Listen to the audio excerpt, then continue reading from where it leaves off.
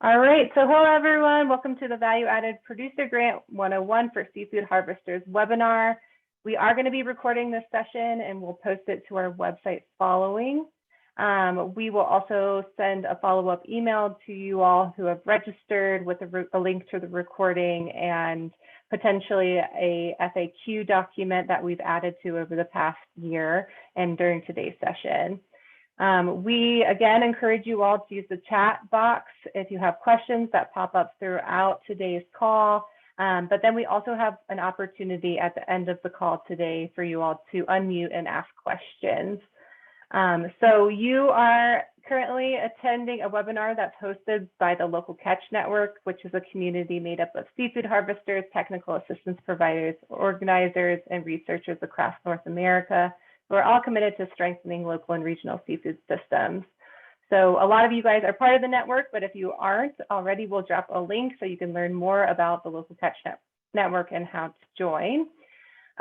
Local Catch is supported by the North American Marine Alliance and the University of Maine. And again, today we are gathering with Greg York from the USDA to learn a little bit more about the Value Added Producer Grant Program. And Greg will be sharing details about eligibility and potential seafood related projects and give the opportunity for us to have some discussion around what that looks like and how seafood harvesters can take advantage of the program. So I for now, I'm going to pass it over to Greg to introduce himself and start sharing a little bit more about the program. All right, thank you and welcome everyone. Yeah, my name is Greg York. I'm a management and program analyst with USDA Rural Development. I work out of the national office in DC, although I'm not located in DC. And prior to that, I had worked in the California office for USDA Rural Development as well as the Washington State office for rural development. I'm actually located out on the West Coast. I'm going to be going over the Value Added Producer Grant Program obviously with you today, and it's the program that I primarily work on at the national office. Do have quite a bit of field experience working on the program as well, and we'll get kind of deep into it, and I'll try to keep it geared toward the harvesters and the seafood producers and that type of thing. But if you have questions as we're going through the PowerPoint, we're obviously going to have that Q&A at the end. Feel free to type them in the chat. We will answer them as we go through the PowerPoint or the presentation. And if it's something that I'm going to answer in an upcoming slide, I might hold off just a second, but we will get to all the questions in there. And I want to make sure that we're covering things as they come up to you. So feel free to ask them at the beginning or save them to the end. Either way works with me. So yeah, just let me know. Okay, let's talk a little bit about the Value Added Producer Grant Program. So a little bit about how we administer the program. It's authorized through the Agricultural Marketing Act of 1946, and then amended on a pretty much a 5-year basis with the Farm Bill. Most recent Farm Bill was in 2018, and there's going to be a new one in 2023, ideally, and that will provide some improvements or some updates to the program. And then the regulation that governs the program itself is the 7 CFR Part 4284 Subpart J, which you can find a link to that on our website for more information about the program. Now, the actual grant itself, the purpose of the grant, you can read the explanation or the official, explanation for the purpose of the grant.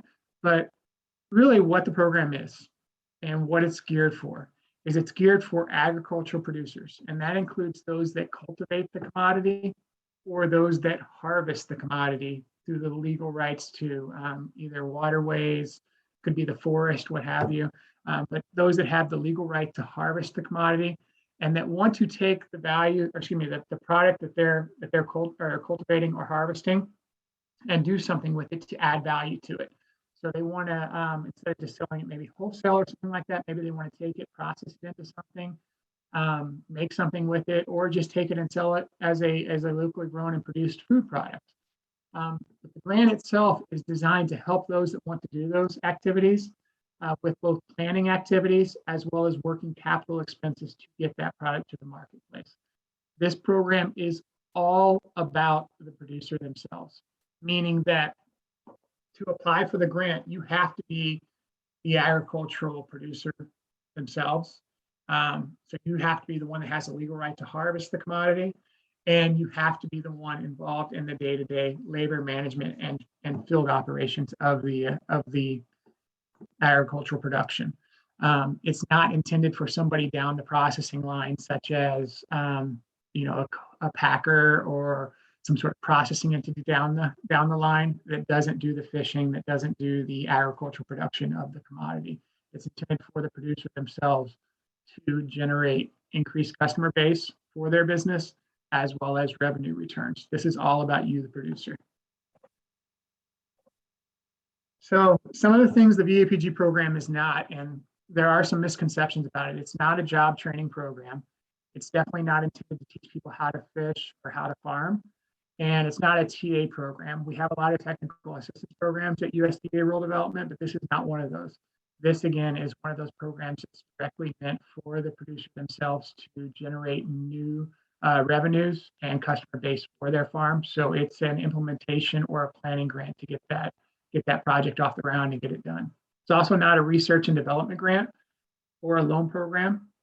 This is a grant program, but it's also not intended for a continuous stream of capital. And what we mean by that is that we're looking for viable agricultural producers or farms that can sustain themselves both during the grant and then after the grant.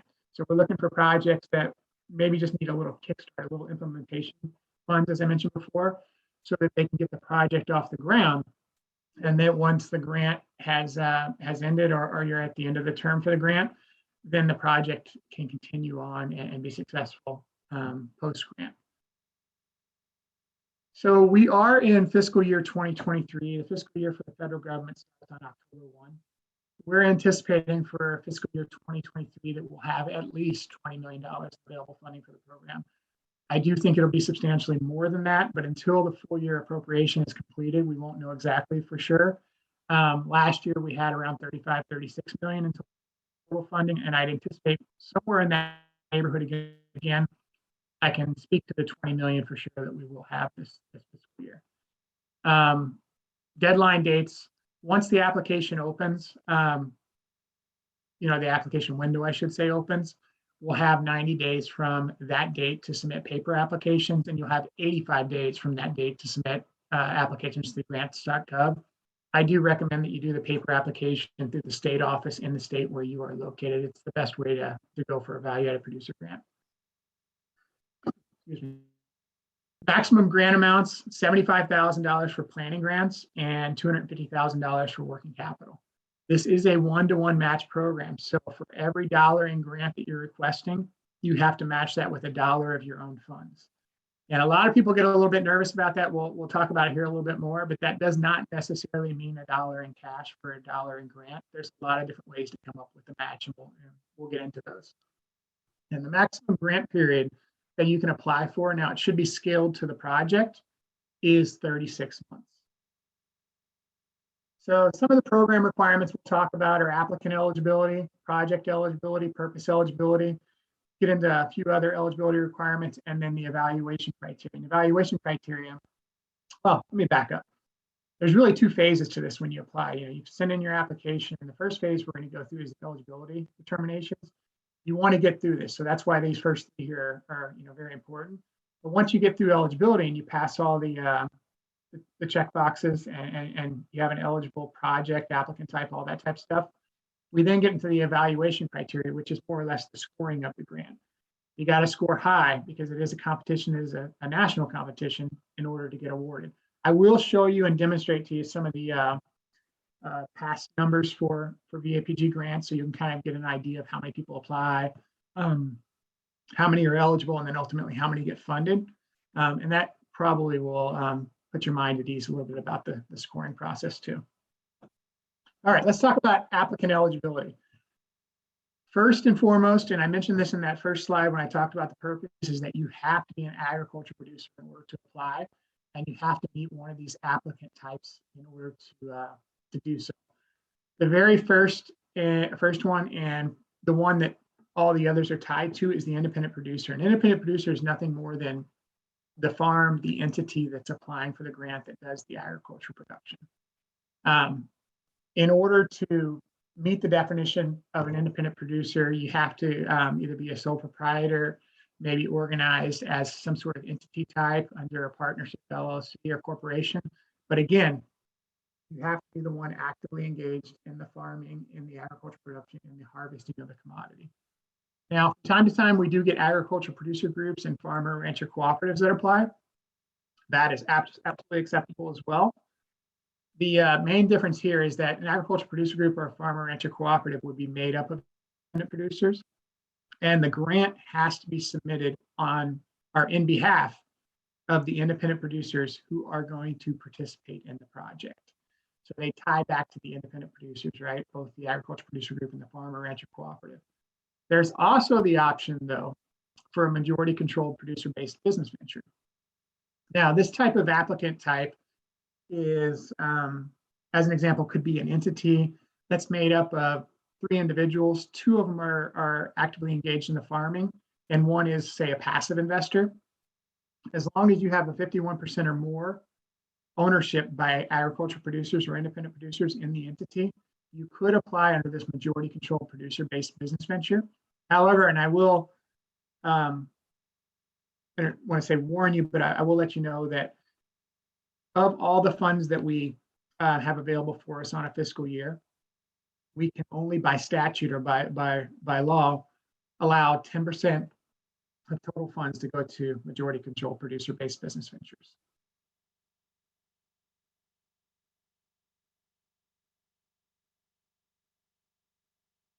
Okay, so I talked about this a little bit before, but it all ties back to the independent producer. And those that are applying, if you're an agriculture producer, you have to be the individual or entity that is involved in the day-to-day labor, management, and field operations of the project. I can't emphasize this enough. We get applications from passive investors, from processors, from people down the value-added chain line. The grant is not intended for them. It's intended for the processor themselves. Give me 1 second here.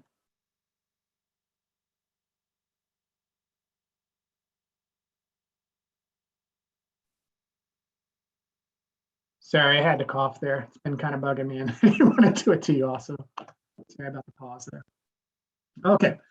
Now, regardless of what applicant type you come in under, you have to be the producer of the commodity, and you have to produce at least 51% of the commodity that's going to be used for the value-added project.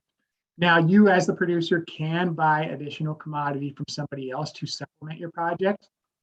Say it's a salmon fishery and you're using salmon for your value-added product. That's perfectly fine as long as you produce 51% and you can buy 49% from your fellow fishermen in the area. And that expense for the additional fish is actually eligible for the value-added producer grant, so it can supplement your project. The other thing is that you have to own the product from its raw commodity state. So in the sense of a fishery, that would be from the time you harvest the salmon from the ocean until the time you do the value-added venture, up until the time you sell it. So you have to maintain ownership from harvest all the way through value-added venture. Now, a little bit about project eligibility. And this really gets into and dives into what makes a project eligible, or a product that you're harvesting from the oceans. What are you doing with it to make it eligible? The very first thing that you can do is you can change the physical state of it. So say you're taking that salmon, you're filleting it, packaging it into individual package fillets for sale at a farmer's market or retail or what have you. If you're changing the physical state of the product, that qualifies, and that's really kind of the backbone of the product or project and where this all started. You could also be taking it and just making a number of different things. But let's say you're not changing the physical state of it, but you are producing a product in a way that enhances the value of that agricultural commodity. With traditional farming, you know, that can be things like organically farmed, free range, grass-fed beef, those types of things. But if you're producing your product from the oceans or from the waterways in a way that enhances the value that's not traditional, just from a normal harvesting aspect, that could also qualify you for a value-added project as well. Physical segregation doesn't really apply to the fisheries. That's really more of like GMO versus non-GMO products. Same thing with farm and ranch-based renewable energies. That's really talking about like your anaerobic digesters, those types of things with cattle farming. But the last one here, the locally produced agriculture food product, could be something you could look at. So in some instances, folks aren't going to do any processing whatsoever with the product. They're not producing it in a way, they're not doing organic, they're not doing any of those types of things. But what they are doing is they're taking and they're marketing and selling that product in the local area where they produce it. And the local area is defined as within the state where it's produced or within 400 miles of where you're producing that commodity. If you're doing that, then that in itself would qualify as a product eligibility type. Greg, before you move on, there are two questions in the chat about eligibility, particularly pertaining to, I think, the entity that applies. So one question from John was, does that mean you have to be the permit holder? And if you need elaboration, Greg, I can ask John to unmute and provide more context. Yeah, I'll try to answer that. I might need a little bit additional information, but typically the way it works with fisheries is that you have to be the permit holder or the one that is licensed and permitted to harvest commodity from the waterways or what have you. So yeah, you would probably have to be the permit holder. Now, that said, if it's a family operation or something like that, then as long as one of the family members holds it, that could probably be okay. If it's a partnership where the entity is made up of a couple different owners, but one of the owners has the permit or the licensing for the entity itself, that could also work. But yeah, you would have to somehow or another have the permit or the license to be able to harvest the commodity. Great, thank you. John, if you have any follow-up, please feel free to put it in the chat.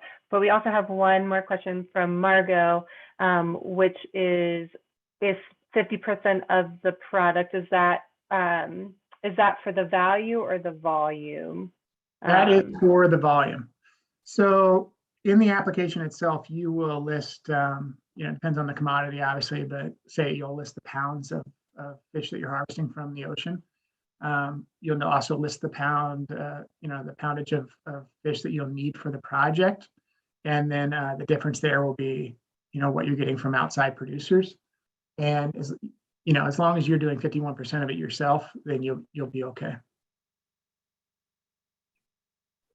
All right, thank you, Greg. And lastly, Greg, your video isn't on, so if you wanted to put it back on, you could, but if not, you're welcome to leave it off. Sorry, I turned it off when I was coughing. All right, there we go. It should be back on. All right, let's talk about purpose eligibility. So again, there's two different types of grants. They can't be, you can't use both at the same time. You have to decide which way you want to go with it. Most folks do go with working capital, but planning grants, that's a great way to start a project or to kind of get something started. And the whole idea behind a planning grant is that you can pay a qualified consultant to develop a feasibility study and a business plan for your project and a marketing plan as well if you decide to use one of those or need one of those. But it is very, the planning grant is very pointed in the sense that that's really all we can pay for is those three items: feasibility study, a business plan, and a marketing plan. However,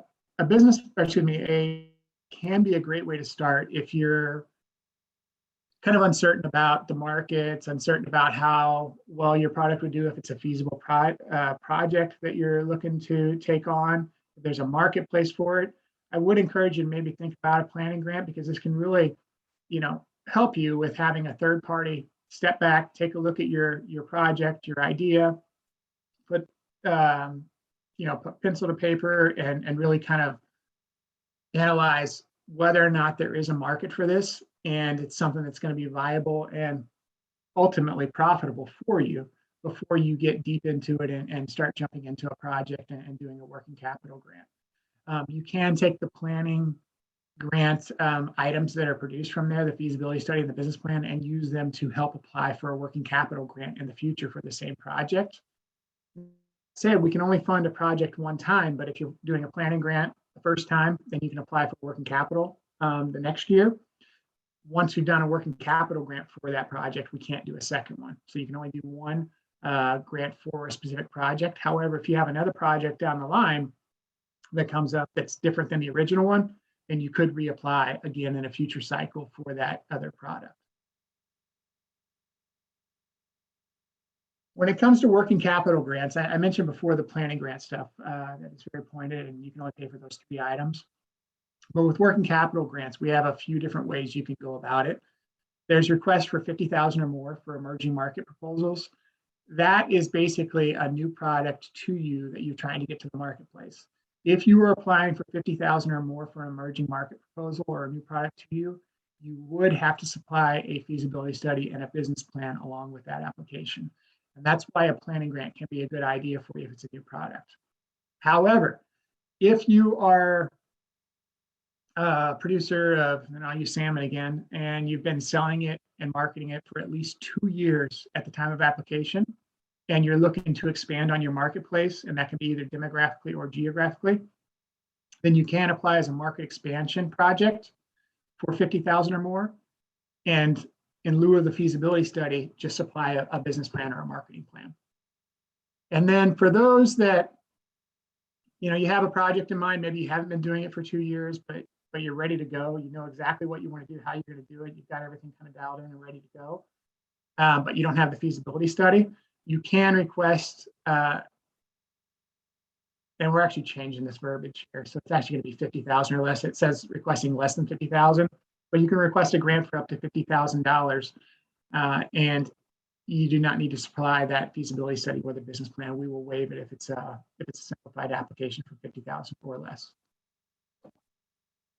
Now, we talked about matching funds. Each one of these grant types, no matter if it's planning, working capital, or which one of the 3 working capital options there are, you will have to match your grant with $1 of your own money.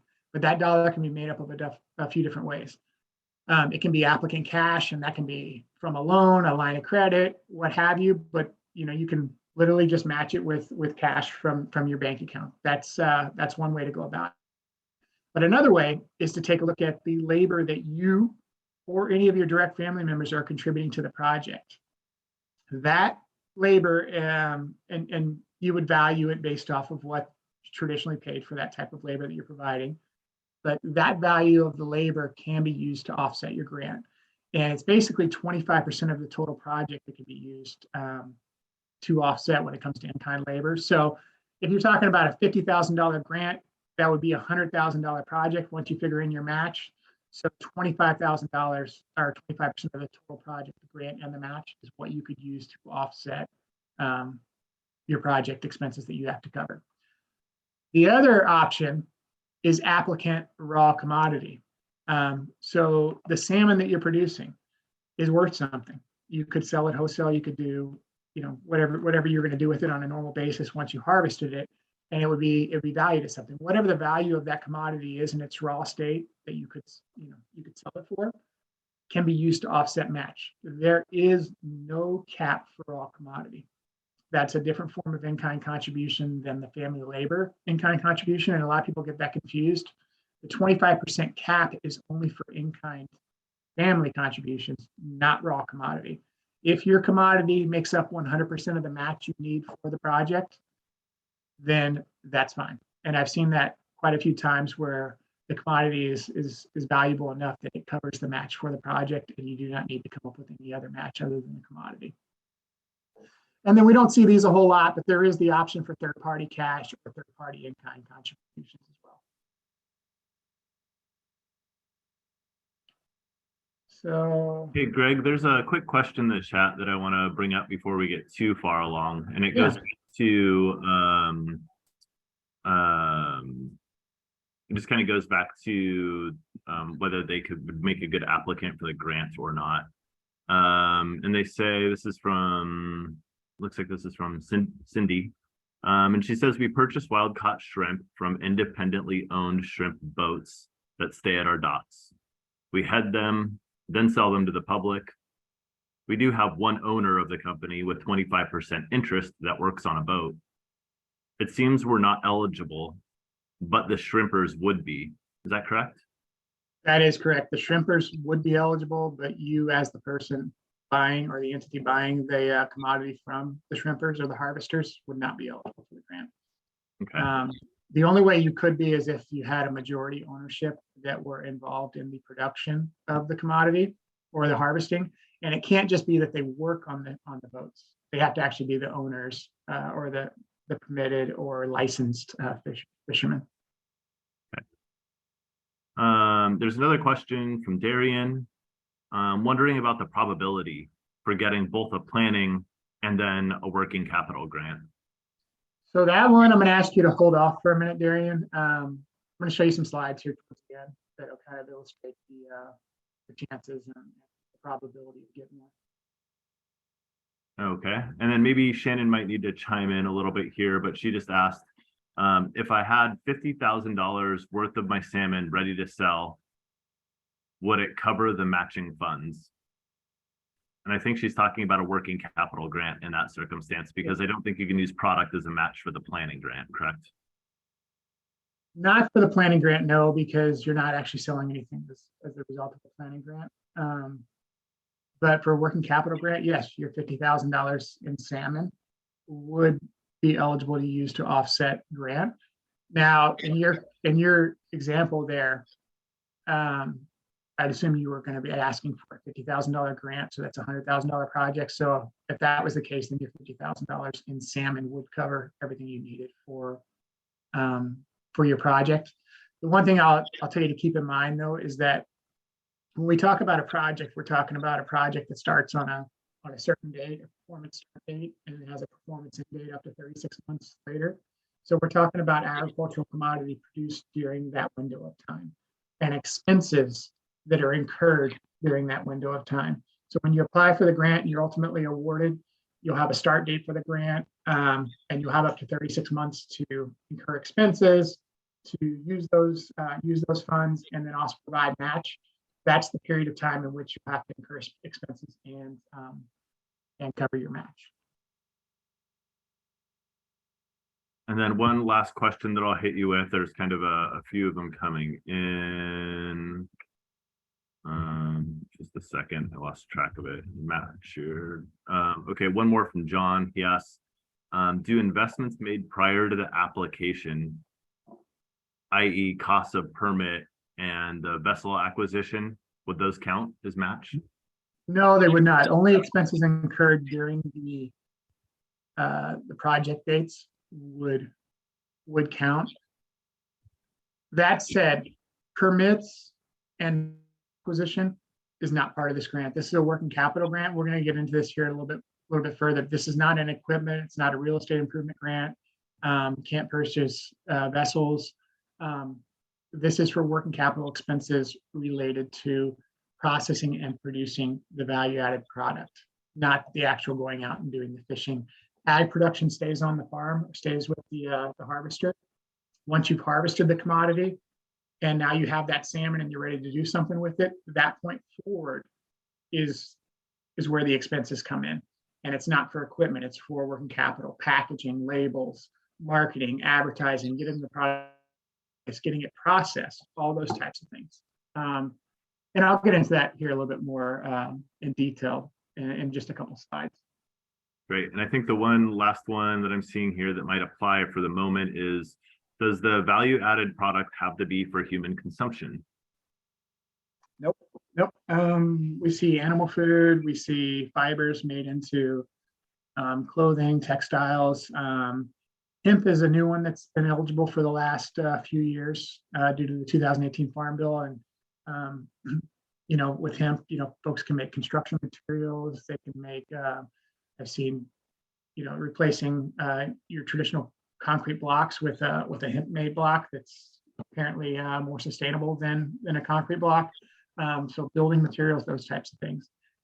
Yeah, you can make all kinds of different stuff. Lotions. I've seen that a lot with the fisheries. And I might have some more examples. I have a couple on the slides coming up. So yeah, I might have a couple more ideas there for you as well. Oh, and then one more, actually, for the planning grant, would a marine research institution qualify as a third-party consultant? Probably. And I'm going to say probably because they have to have the expertise and the knowledge and the ability to be able to perform the tasks required of a feasibility study and a business plan. But assuming they have that kind of expertise and they've done that kind of thing before, then yeah, I think they'd be okay. Great, thank you. So let's talk a little bit more about match. So, you know, I mentioned before, it has to be 1-to-1. So it has to be equal to at least the grant amount spent on eligible expenses as well as the grant funds. So just like the grant funds where equipment, machinery, real estate improvements, vessel purchases aren't eligible, those are also not eligible for your match. Needs to be spent in advance of grant funds. So what that means is that the way the program works is you'll go out and incur, say, $20,000 in expenses. And your match would, in that case, you're going to turn in a reimbursement request. Your match would be $10,000 and the amount of the grant would be $10,000. We would reimburse you for half of what your total expenses were. Now, if you're using raw commodity as match in that example, and you incurred $20,000 in expenses, then you would offset that with $20,000 in raw commodity match, or maybe in-kind labor match, and you would get reimbursed for the full amount of the receipts. But you have to be spending the grant in advance or equal to the match. And it has to be from real eligible sources without any conflict of interest, that type of thing. So it has to be your funds that are verifiable. So bank account statements, all that have to be turned in if you're using cash. If you're using raw commodity or in-kind labor, they have to be evaluated properly. The salmon would have to be for the market value that you could get for it as a wholesale product. Labor, same kind of thing. It has to be a reasonable amount for the labor based off of what somebody in that industry would get paid for similar type of work you'd be performing on the project. All right, let's talk about eligible and ineligible uses of funds. So planning grants, we talked about this already. You can pay for a feasibility study, business plan, marketing plan. That's really it with a planning grant. Working capital expenses. There's a number of different things you can pay for. You can pay for the cost of processing the raw commodity into the value-added product. You can pay for packaging, labels. You can pay for ingredients. So if you're taking something and, I don't know, you're smoking and flavoring the fish that you're producing from the oceans, then the ingredients used to do so can count towards grant funds. Promotional materials, marketing and advertising, quite a few things can be covered. I'm going to give you some examples directly related to fisheries, but here's some examples of seafood related projects that we had just this last year. So we had the single shell fresh Alaskan oysters, the kelp hot sauce, and the kelp chili crisp, which that one was kind of new to me. Locally produced oysters. So in this locally produced situation, they were selling them as fresh, locally produced oysters that they were going to sell in the area where they're produced. So again, within the state or within 400 miles, that's eligible. Smoked fish dips, packaged smoked fish, pickled fish, fish cakes, vacuum packaged fillets, number of different projects came in. These are just a few examples of some of the things we saw. And then when it came to, and actually, let me kind of go back here a slide. When it came to expenses related to these different types of projects, I looked up some of the different items that folks paid for with both grant and matching funds. So we had things like processing labor, saw that quite a bit. A couple of the folks had to rent time in a commercial kitchen. That's eligible. If you're going to rent time in the commercial kitchen, you're going to take and process the commodity yourself, but you just need somewhere to do it. That could be an eligible expense. Some of the folks paid a co-packer or a processing entity to do the processing for them. They supplied the commodity to the co-packer. Co-packer then took, processed it, packaged, labeled it with the farm or the entity's labels or product line. That's perfectly eligible. We can pay the co-packers. We can pay for the packaging, like I think I've seen some vacuum sealed packages, labels, different things like that, ingredients that went into the commodity. With the fisheries, very big, and common item is cold storage. Cold storage is eligible for the value-added product itself, not the actual commodity, but the actual value-added product. Advertising, we saw a number of different ways advertising was done. People were paying for social media advertising, things like Facebook, Google. Some folks are still doing the old school type of advertising through billboards, print ads. Those are all perfectly eligible. When it comes to advertising, though, we don't do any of the swag type things or the handouts. So the putting your labels or anything on like a coffee cup or a t-shirt, things like that, handing them out.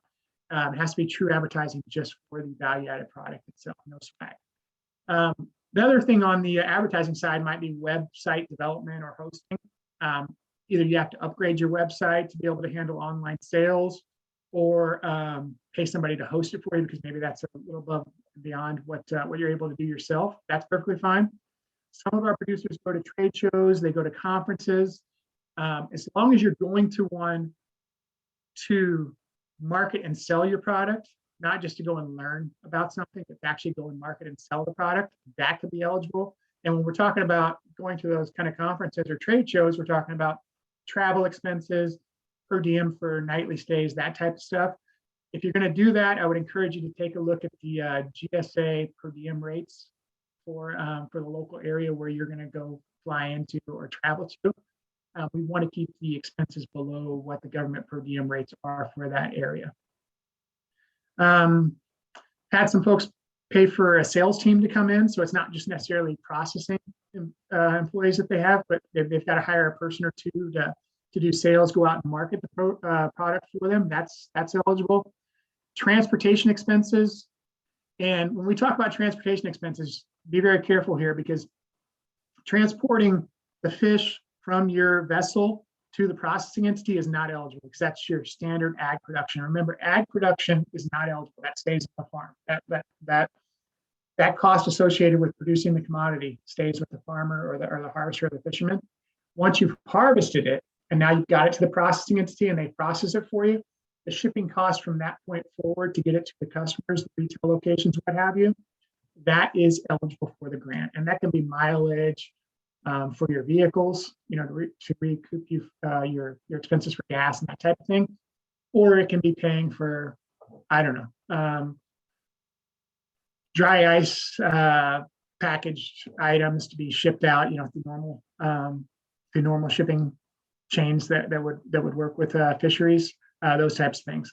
If you're using your own facility to process the commodity into the value-added product, you can do utility expenses. So it's utility expenses above and beyond what you would normally incur as a fisherman. So if doing this new project is going to increase your utilities, it could be electric, it could be gas, could be whatever it is, above and beyond what it used to be, that portion could be covered with the grant. But just keep in mind when you're submitting your application, stay away from equipment, stay away from real estate improvements. You can't build out a commercial kitchen, those types of things, but you can use the funds for all the other types of activities I talked about. That said, some small scale things could be included with your application, and we wouldn't necessarily consider them equipment. If they're less than $5,000 in value, and as an example, let's say you're going to go and sell your fish at a farmer's market. We have someone doing that right now, and you needed some, what do they call them, point of sale devices. And I think a common one these days is a tablet with the square device that goes on the side to be able to take the credit card payments. Those types of things are okay. Maybe you need some accounting software. Maybe you need a computer, some small scale things like that. Those could be okay. But when it comes to building out a facility, a commercial kitchen or things like that, the equipment that goes in those would not be eligible for the grant. Greg, You know an what? additional question real quick?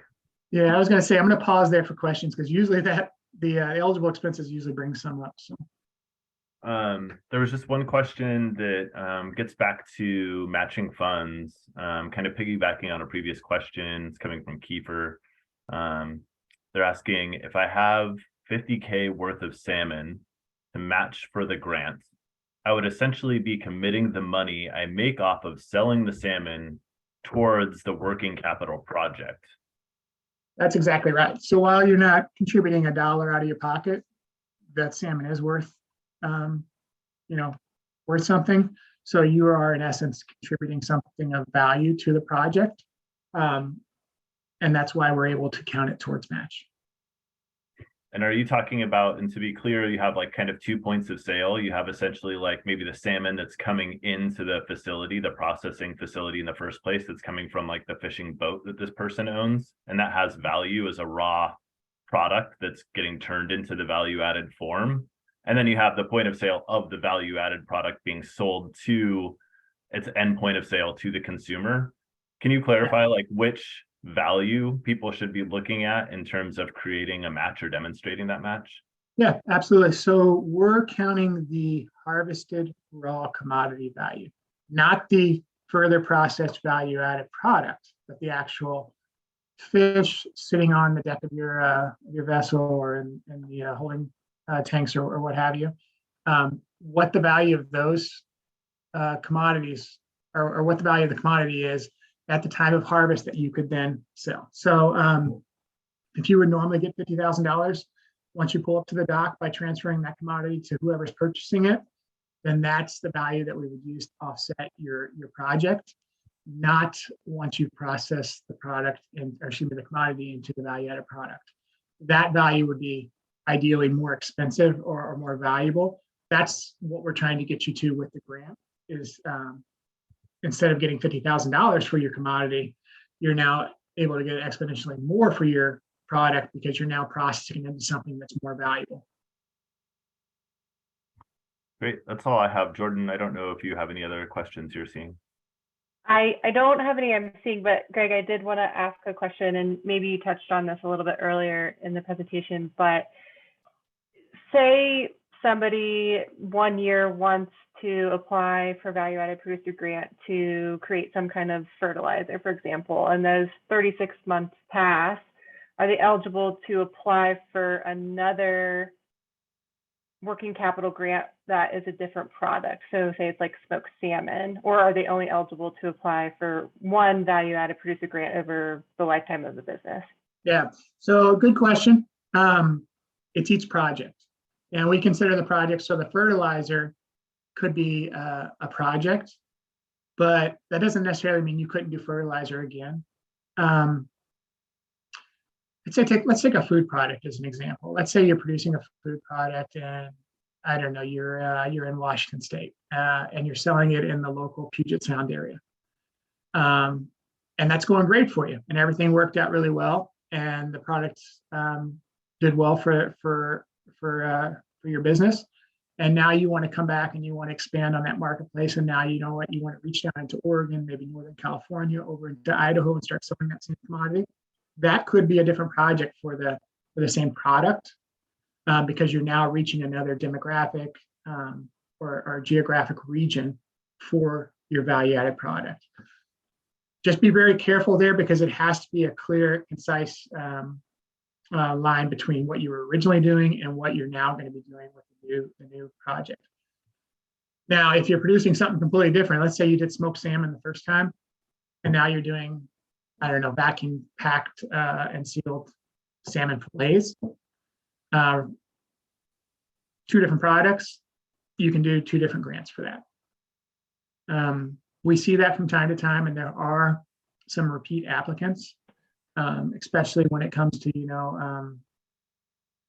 the waste from the original value-added product or from the fisheries. If you're taking something and maybe you're selling the salmon as fish fillets, right? But now you're going to take the waste and you're going to produce the fertilizer.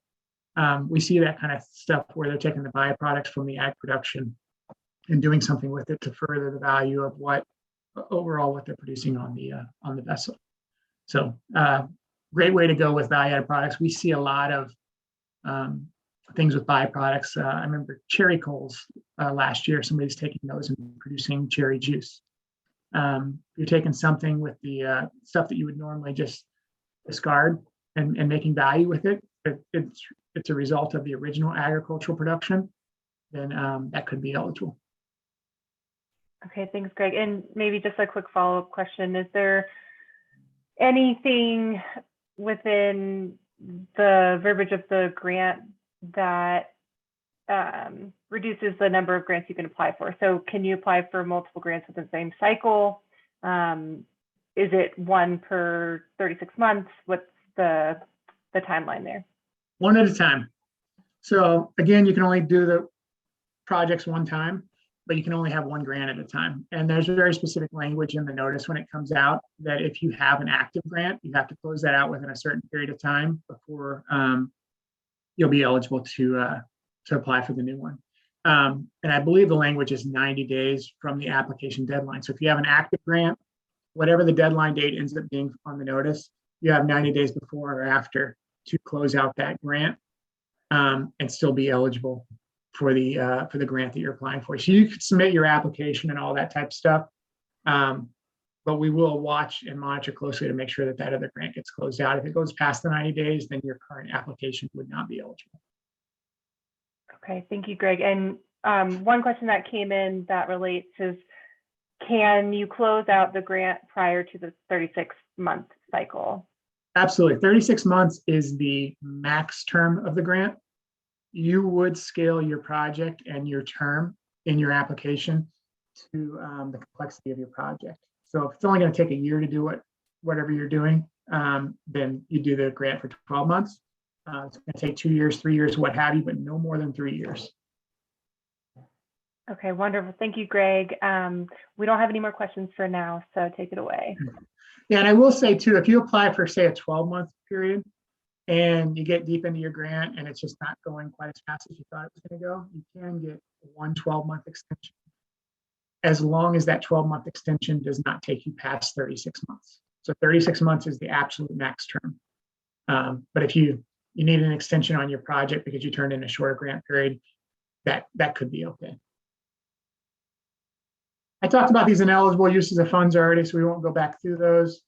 I will tell you though that if you turn in an application and you have ineligible expenses on there, it happens, we understand. If those expenses add up to more than 10% of the total project, then your application will be considered ineligible. If they're less than 10%, then we would let the application move forward. We would just have you remove those expenses at a later date if the project's awarded. I will tell you though that if you want to be successful with this grant, I would encourage you strongly to reach out to the state office in the state where you are located. Start talking with the specialists there in the state early and often. They will review your projects in advance of the application deadline date. You'll need to give them a little bit of window to do so, maybe 2 or 3 weeks out from the deadline. But they'll be instrumental in helping you make sure that you get past that first stage, which is eligibility. And one of the big things that gets a lot of people are the budgets and the ineligible expenses. They'll help you make sure that you don't have any of these ineligible expenses in your budget so that you get past that first phase. And I would encourage everyone to make sure that they're utilizing those local specialists in the state offices.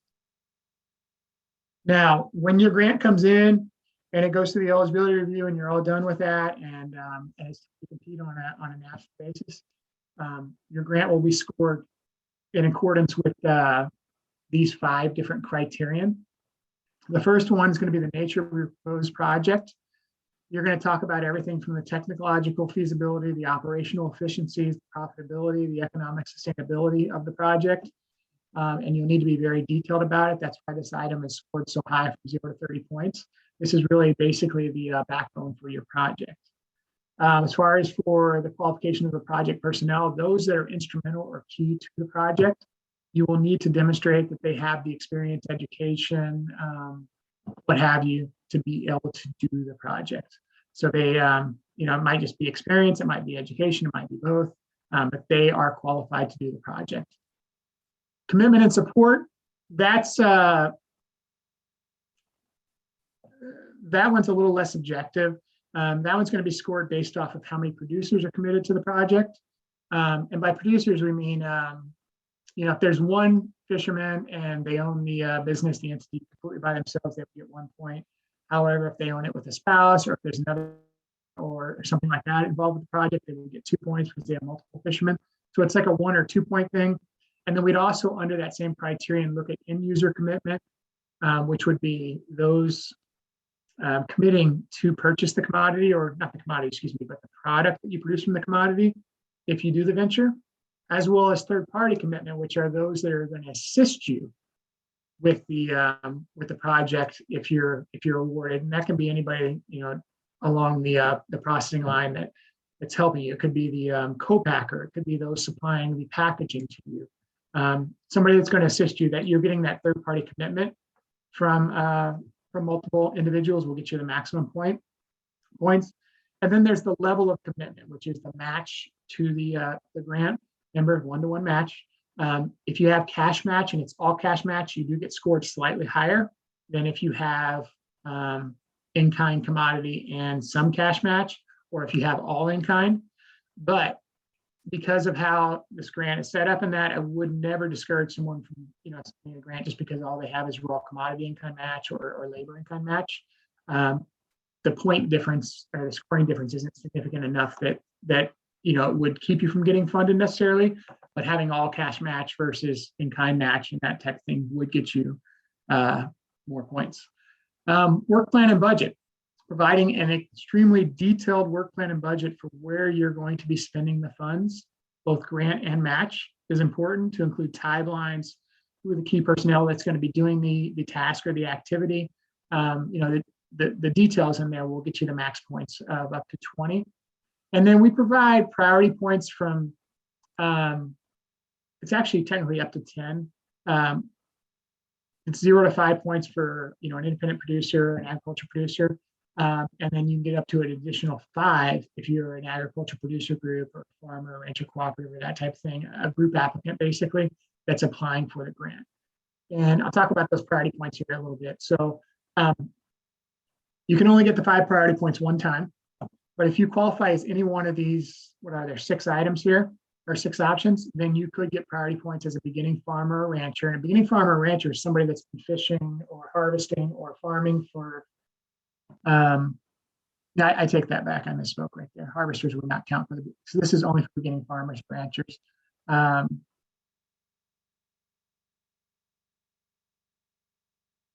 going to double check on that. I think I got to double check on that, whether or not we could do the beginning farmer, ranchers, and get the harvester points as well.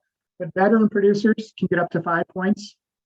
Socially disadvantaged individuals can get up to mid-tier value chain projects can get up to 5 points, as well as small to medium-sized farm structured as a family farm.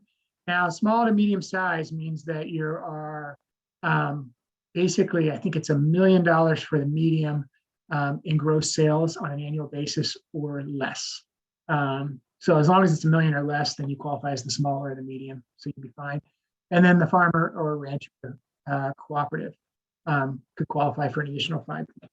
In addition to this, if you come in as one of the group applicant types, you can get up to 5 additional points added on for being one of those group applicant types.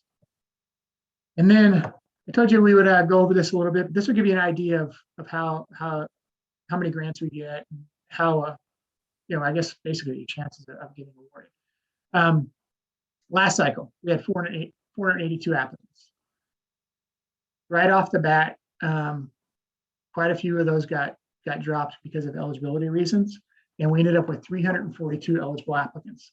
I will tell you from experience and from looking at these applications over the years that drop from 482 to 342, a big reason for that is because applicants submit applications to the state offices without ever having a conversation with anybody in those offices, with a specialist, having them take a look at their applications. And a lot of times what it is they have ineligible items in there and ineligible expenses that there's misconceptions about the grant, what it can and what it can't do. And they have, either too many ineligible expenses or they're not eligible applicant type or something. And a lot of this could have been fixed by just talking with the state office in advance, and they would provide you guidance on how to go about applying. And we wouldn't have so much of a drop off. But we have this percentage of drop off probably on an annual basis, about 30% that are ineligible. Typically what ends up happening though is we work with those same applicants that were ineligible the previous year and coach them up on how to go about it the second year now that we know about them. And a lot of them are very successful the next time around. But don't be one of these people. Talk with the state offices, they'll help you and you'll get past this first stage, which is eligibility. So out of the 342 applicants that were eligible last year, 197 of them were funded. This spread here between 342 to 197 is a direct result of how much we have in funding. We fund application and scoring order from highest score down to lowest score until we run out of funds. And depending on how much money we have, the cutoff ends up being, whatever it is. In this particular case, it was $33 million and 197 applicants this last cycle. Out of the applicants that apply, 94% of them go directly for working capital. But again, planning grants can be a great way to go if you'd like somebody to take a look at your project and help you decide or determine whether or not there's a feasible and viable market for your product. I would never discourage anybody from doing a planning grant because I think it's great to have all that prep done in advance to make sure that you have something that's viable before jumping, both feet into it. Average grant amount, $167,000 last year, $175,000 for just working capital grants was the average. And then for planning grants, it was around $37,000, almost $8,000 for planning grants. The vast majority of the applications we get come from independent producers.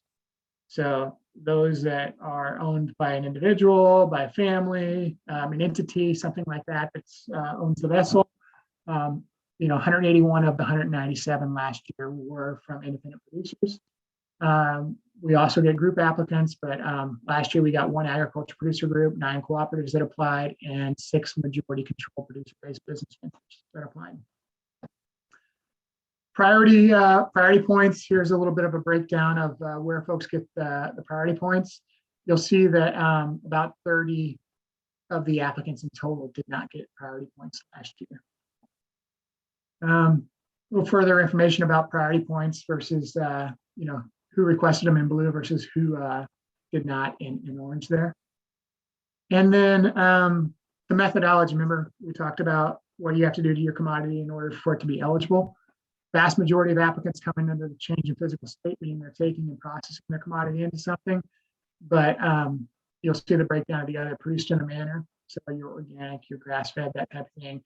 And locally marketed was 30 applications last year, which is sold within the state or within 400 miles of where the product is produced. And on our website, there are some great tools for applying. You do not have to use these tools, and it says right on them that they're optional, but we produce application toolkits every year. There'll be a new one issued on or whenever the application window opens for FY 2023. These are last year's that you're seeing here. But if you take these and you follow them from front to back, you start at the top, you answer every question going down, you fill in the blanks, you fill in the narratives, you check the boxes.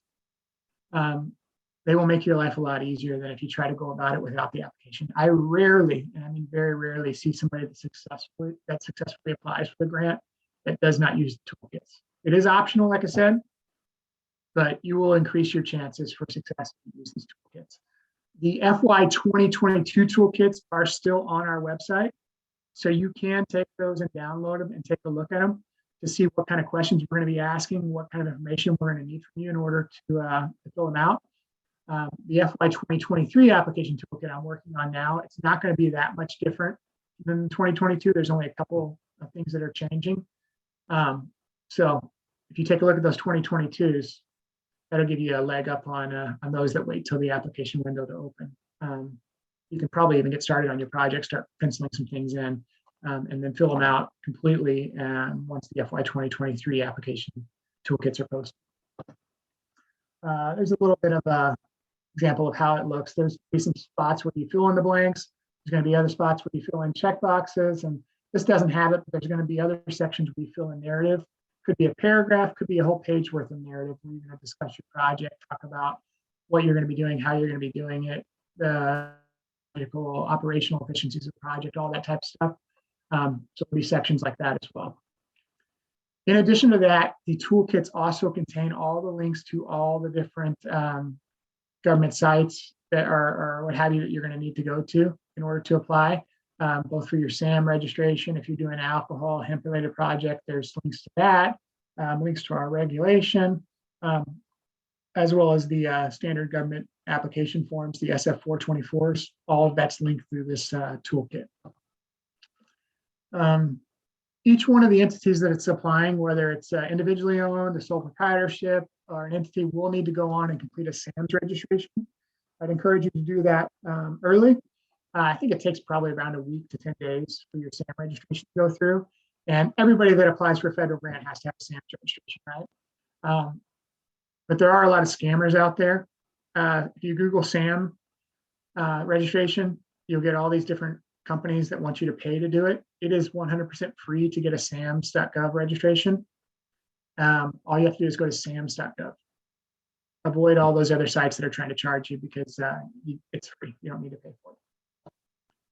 And then in the back of the toolkit, you'll see several different appendices, documents that are going to kind of help you both fill out your match, verify your match, apply for priority points, all those types of things. It's all built into those toolkits. Like I said, use the toolkits, you'll have a really good chance of success. On our website, there's also some other documents, just basically fact sheets for locally produced food products, general information, anaerobic digesters, harvesters, and mid-tier value chain information on there. Harvesters will talk a lot about the licensing, permitting, and all that stuff that was asked earlier. So I encourage you to take a look at those things as well. All of them are currently up on our website. If you have any questions, both Mike Daniels and I work on the program directly at the national office. If you're having trouble figuring out or reaching out to the state office staff where you're going to be submitting your application, let us know. We'll make sure you're getting in contact with the right person. But you're also welcome to, in addition to talking with the local state office staff there, you're welcome to reach out to either one of us with any questions that you have. And I think that's it for me. We're obviously going to hang around for any questions anyone has. Yeah, thank you, Greg. We are technically over time, but I'm glad to hear that you're willing to stay on to answer some questions. There are a few that popped up in the chat, and I welcome people to unmute themselves to ask their questions or raise your hands, starting with maybe Kiefer, who had a question about eligibility of products being sold outside of the state. So Kiefer, if you're available and able to unmute, feel free to do so. If not, I can read your question off for you. Yeah, can you hear me now? Yep. Yeah, so I'm just curious, since I already, so I fish up in Alaska and I live in Washington, so I get about maybe like 5% of the fish that I actually catch, I bring to a smaller scale processor who's also a fisherman actually. And he processes it into vacuum sealed fillets. They stay frozen and I ship them down to Washington, and then I sell them pretty much as word of mouth right now. But I was also interested in doing more sales in other states like California or Hawaii, where I have family and friends. So I guess I was just, it sounded like you already clarified that just expanding, since getting the vacuum sealed fillets down to Washington is a value added project in itself. But then if I wanted to expand to other states, then that's something I can apply for. Yeah, absolutely. That would be a market expansion grant. And just to clarify, just in case I was confusing or wasn't clear with anyone on the line, the locally produced methodology is the only one where you have to sell it within the state or within 400 miles of where you're producing it. Any of the others, change of physical state, all that type of stuff. Yeah, you sell them all over the country. That's absolutely fine. Since it sounds like you've been doing it for 2+ years, and producing the fillets and all that, then yeah, it would be a market expansion grant for you. If you wanted to come in for the max of 250,000, you could. You would only need a business plan to come in for that amount. Now, if it was emerging and you hadn't been doing it for 2 years and you don't have sales dating back more than 2 years, then you would have to have that feasibility study. Okay. And then another thing that I touched on earlier. So like I said, so if I catch 100,000 pounds of salmon and I deliver most of it to like one of the large conglomerate processors, is the value of the fish I sell to them, since it's a raw commodity still, that's able to be a match because I only sell, it's only like, 1,000 or 2,000 pounds that I actually do the value added currently, but So the project itself, if you're only using 5%, 10%, 15% of your commodity, whatever it is, that's perfectly fine. But the value of the fish that we would use to offset match is only the fish that are dedicated to the project. So the 5, 10%, whatever it is. Many farmers, producers, harvesters, what have you, still sell wholesale. They take some of their commodity and use it for other projects on the farm. That's perfectly fine. We're only concerned about what percentage of the commodity you produce that you are dedicating to the project itself. okay. And say I only do, bring 2,000 or 3,000 pounds to the small scale processor, but the small scale processor also gets salmon from other fishermen. Am I able to use that 51 and 49%? Like, say I want to say that I use 5,000 pounds worth of. Actually, no, never mind. That's No, you could do that. You could actually do that. I get where you're going with that. If you had 5,000 pounds you were contributing to the project, and you were going to buy, I don't know, 4,999 pounds of fish from other producers that were selling it to that small scale processor, and you're going to use them for your value added venture, that's eligible. Even though you produce enough yourself, you're only committing 5,000 pounds to the project. right. So you could have almost a 10,000 pound project, right? But just keep in mind and be careful. You have to maintain ownership, so you can't transfer ownership to that small scale processor. You are just supplying the fish to the processor. The processor is then processing them for you on a contract basis, packaging them, putting labels on them, whatever they're doing. And you still own that fish. He's delivering them back to you, or maybe even shipping them forward for you. Yeah. But it's your fish that you own through the venture. Transferring ownerships to a processing entity as part of the value added process can be an issue. Okay. I might be interested in partnering with him since he's also a fisherman and I've known him since I started, but that's kind of just, it might happen, it might not. So that happens sometimes. So if you're both fishermen and you're both producing salmon and you can contribute to the project 51% or more, you can come in together as an app.